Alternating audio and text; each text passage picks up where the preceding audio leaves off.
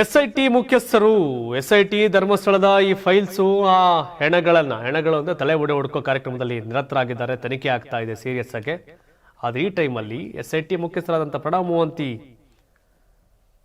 ಕೇಂದ್ರ ಸೇವೆಗೆ ಹೊರಡ್ತಾರೆ ಅನ್ನೋ ಚರ್ಚೆ. ಹೌದು, ಧರ್ಮಸ್ಥಳ ಕೇಸ್ನ SIT ಮುಖ್ಯಸ್ಥರಾದಂಥ ಪ್ರಣವ್ ಮೋಹಂತಿ ಅವರು ಧರ್ಮಸ್ಥಳದ ಈ ಪ್ರಕರಣ ತನಿಖೆ ಆಗ್ತಿರುವ ವೇಳೆಯಲ್ಲೇ ಕೇಂದ್ರ ಸೇವೆಗೆ ಆಯ್ಕೆಯಾಗಿದ್ದಾರೆ. CBI NIA ಸಂಸ್ಥೆಗಳ ಮಹಾನಿರ್ದೇಶಕರಾಗುವ ಅರ್ಹತೆ ಅವರಿಗಿದೆ. ಕೇಂದ್ರ ಸರ್ಕಾರ 35 IPS ಅಧಿಕಾರಿಗಳನ್ನು ಆಯ್ಕೆ ಮಾಡಿದೆ.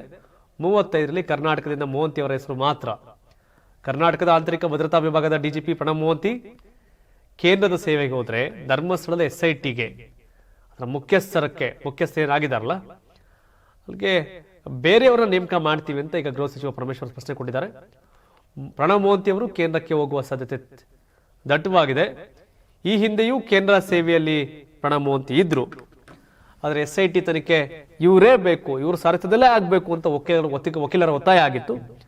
ಆ ವಕೀಲರ ಬೇಡಿಕೆ ಒತ್ತಾಯದ ಮೇರೆಗೆ ಇವ್ರನ್ನ SITಗೆ ಮುಖ್ಯಸ್ಥರನ್ನಾಗಿ ನೇಮಕ ಮಾಡಲಾಗಿತ್ತು.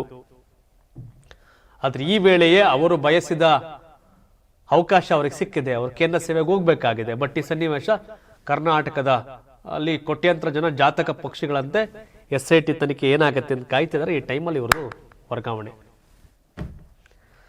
ಹಾಗಾಗಿ ಇದಕ್ಕೆ ಇನ್ನೇನೋ ಕೆಲವರು ಬೇರೆ ಬೇರೆ ಲಿಂಕ್ ಮಾಡ್ತಾರೆ. ಆದ್ರೆ ಕೆಲವು ಕೋರ್ಟ್ ಪ್ರಕರಣ ಇರುವ ಹಿನ್ನೆಲೆ ಕೆಲವೊಂದು ವಿಷಯಗಳನ್ನ ಚರ್ಚೆ ಮಾಡಂಗಿಲ್ಲ ನಾವಿಲ್ಲಿ ಕ್ಯಾಮ್ರಾ ಮುಂದೆ.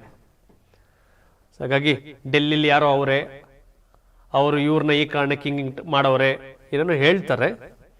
ಬಟ್ ಅದು ಹಂಗಂಗೆ ಇರಲಿ. ಪ್ರಣವ್ ಮೋಹಂತಿ ಅವರು ಕೇಂದ್ರ ಸೇವೆಗೆ ಹೋಗ್ಬೇಕಾ ಹೋಗ್ಬಾರ್ದ? ನಾವ್ ಹೇಳಿದ್ರೇನೋ ಅವ್ರು ಹೋಗೋದಿದ್ರು ಹೋಗ್ತಾರೆ ಗ್ಯಾರಂಟಿ. ಅವ್ರು ಬಯಸಿದಂತಹ ಅದು ಜವಾಬ್ದಾರಿ, ಹಾಗಾಗಿ ಅವ್ರು ಹೋಗ್ತಾರೆ. ಬಟ್ ತಾವೇನು ಹೇಳ್ತೀರಿ? ಪ್ರಣವ್ ಮೋಹಂತಿ ಅವರು ಬದಲಾದ್ರೆ ಬೇರೆಯವರು ಕೂಡ ಅದನ್ನು ಮುಖ್ಯಸ್ಥರಾಗಿ ನಿರ್ವಹಣೆ ಮಾಡ್ತಾರೆ, ನೇಮಕ ಮಾಡ್ತಾರೆ ಸರ್ಕಾರ. ಬಟ್ ಇದ್ರ ಬಗ್ಗೆ ತಾವೇನು ಹೇಳ್ತೀರಿ? ಕಾಮೆಂಟ್ ಮಾಡಿ. ಧನ್ಯವಾದ.